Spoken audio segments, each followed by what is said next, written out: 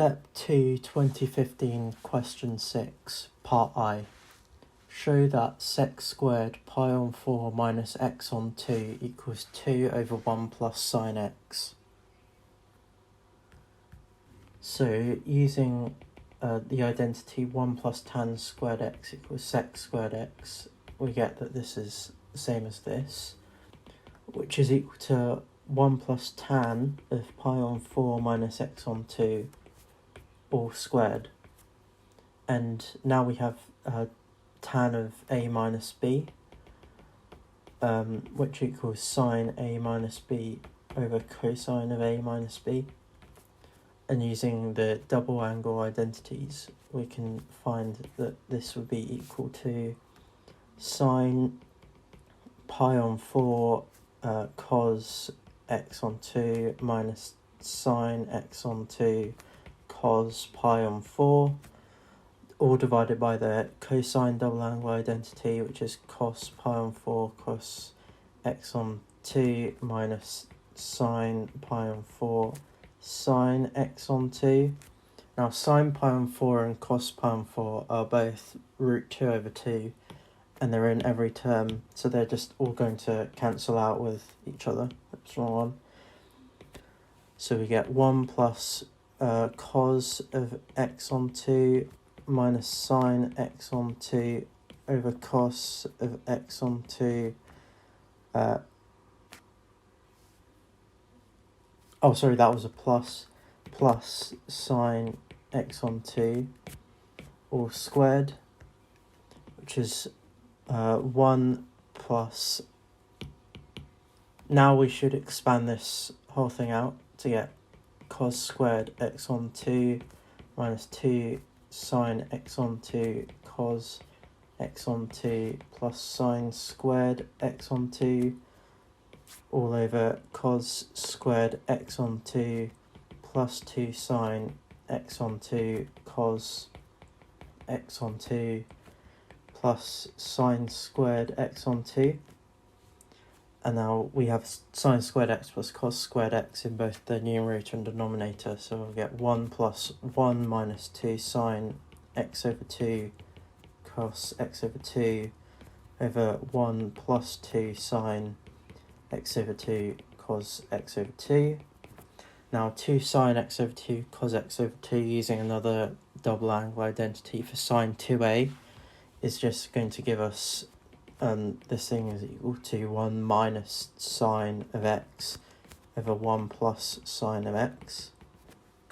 Now we can combine the fractions to get 1 plus sine x plus 1 minus sine x over 1 plus sine x, which is 2 over 1 plus sine x as required.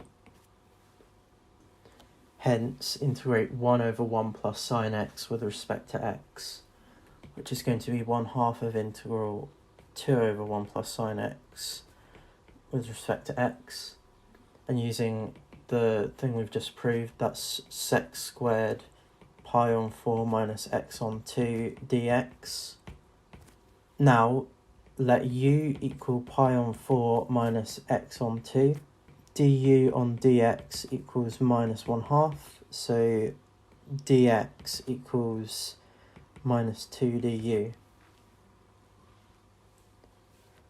So we have 1/2 of the integral of sec squared u times minus 2 du equals minus the integral sec squared u du. And this is a standard integral, so that's minus tan of u plus c, which is minus tan of pi on 4 minus x on 2 plus c. And that's the thing integrated.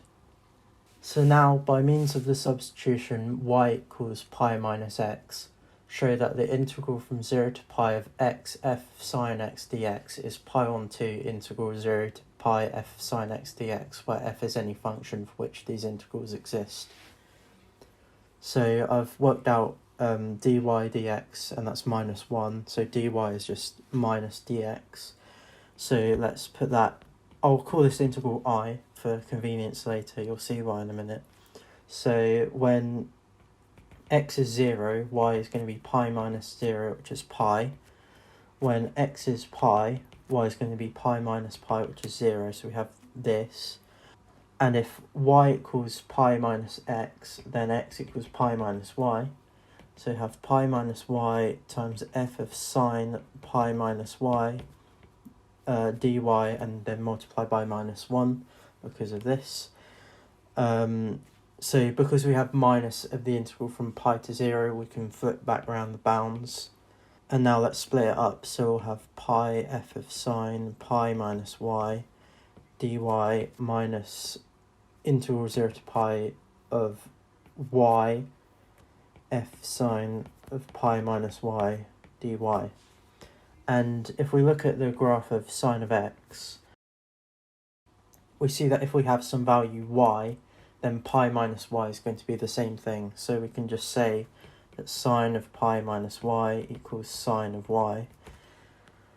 So that's just the same thing as the integral from 0 to pi of pi f of sine y dy minus the integral from 0 to pi of y f of sine y dy.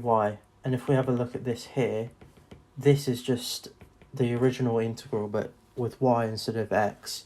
So we can say that I equals integral from 0 to pi of pi f of sine y dy minus I.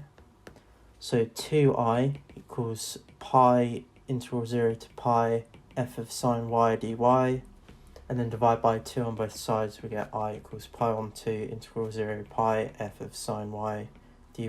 And if you want to, you can just rewrite this in terms of x. This is because it doesn't really matter what we call the variable, since we just want to integrate this with respect to whatever this is. So we can just replace y with an x again, and this is the result. Hence, evaluate the integral from 0 to pi of x over 1 plus sine x dx.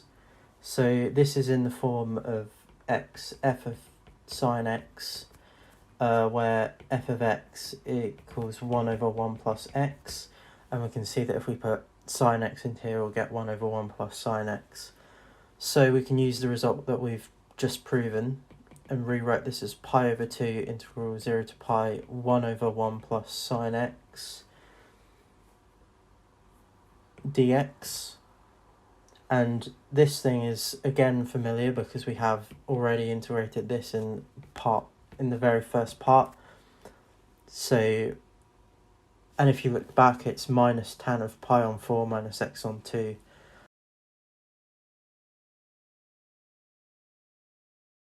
So now we just substitute the numbers in. So we have pi on 2 minus tan pi on 4 minus pi on 2 minus,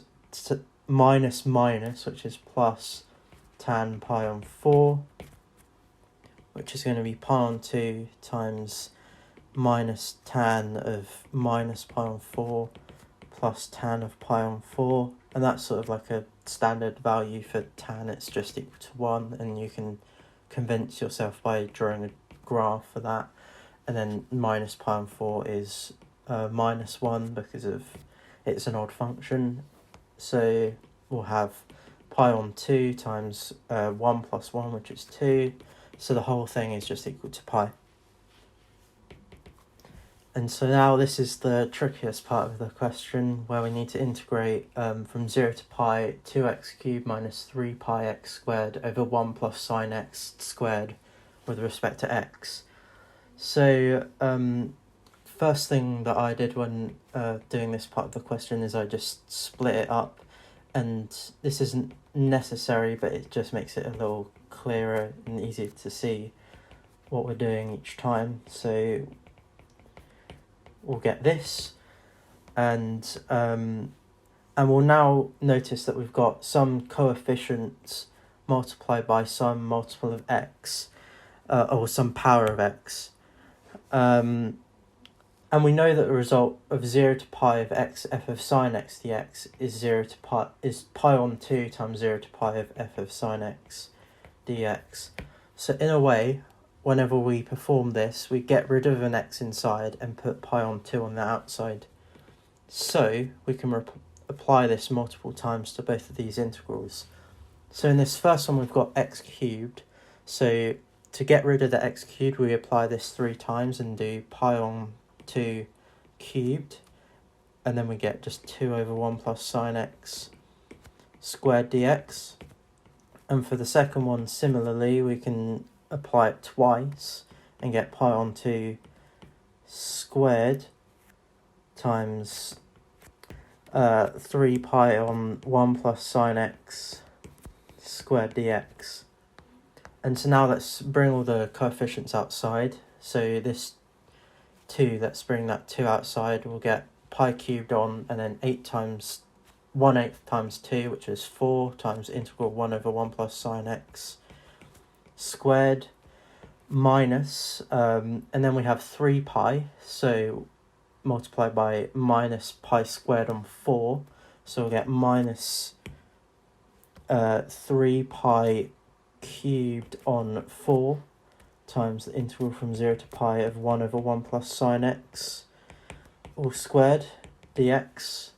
So this is in fact the same integral inside both of these things, so for convenience let's just bring it back into the same thing again. So we have pi cubed on 4 of the integral, sorry I forgot dx, and then minus 3 pi cubed on 4 of the integral, so we'll end up getting minus 2 pi cubed on 4 of the integral, which is minus pi cubed on 2 of the integral, oh I've forgotten the bounds as well, sorry, integral 0 to pi of 1 over 1 plus sine x squared dx, which doesn't necessarily look easier, but we can do another trick here. So if we multiply the inside by 4, and then to cancel it out, divide the outside by 4 to get minus pi cubed on 8, we can then get 4 over 1 plus sine x all squared with respect to x. And the reason that we could do that as a one valid way to integrate this is because we can then put it into the squared thing and we'll get 1 plus sine x dx like that. And this is our very first thing that we've proved with the sec squared result at the very start of the question. So we can then replace that with sec squared pi on 4 minus x on 2, and then again squared dx. So we've got minus pi cubed on 8 integral 0 to 4 sec to the 4 pi on 4 minus x on 2 dx. Firstly, let's just get rid of the thing in the inside. So let's let u equal pi on 4 minus x on 2. So du on dx is minus a half. So du equals minus 2 dx. When x equals 0, u equals pi on 4, so that's our lower bound. And when x equals pi, u is pi on 4 minus pi on 2, which is minus pi on 4. So let's just multiply the minus 2 on the outside. So we'll get pi cubed on 4 times the integral from pi on 4 to minus pi on 4. So notice that the bigger number is in the lower bound, and that's not a problem. That's in fact what happens, and we'll get rid of it in a second. And what's inside the integral is sec to the 4 of u du.